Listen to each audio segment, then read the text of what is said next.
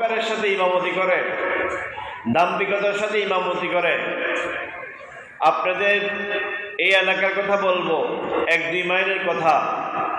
একজন ইমাম সাহেব ছিলেন, 5 ওয়াক্ত নামাজের পর 5টা বেনসিল সিগারেট খেতেন, মুসল্লিদেরকে দেখায়। আচ্ছা, এটা কি একজন ইমামের জন্য শোভা পায়? আপনারা নিজে বলেন, শোভা পায় না। এলাকার ইমামরাও বিরক্ত, কিন্তু তিনি দাম্ভিকতার সাথে মসজিদ থেকে বের হয়ে 5 ওয়াক্ত নামাজের পর 5টা বেনসিল সিগারেট খেতেন। মাথা কিন্তু পাগড়ি আছে, আল্লাহ রাসূলের সুন্নাত, পকেটে কিন্তু মেসওয়াকও আছে, আমার মতন জুব্বাও আছে, 5 ওয়াক্ত নামাজের ইমামতিও করেন। কিন্তু আল্লাহ পাক রব্বুল আলামিন সবসময় ধরেন না। বলা হয় যে বাংলাদেশের প্রবাদ আছে, আল্লাহ ছেড়ে দেন না।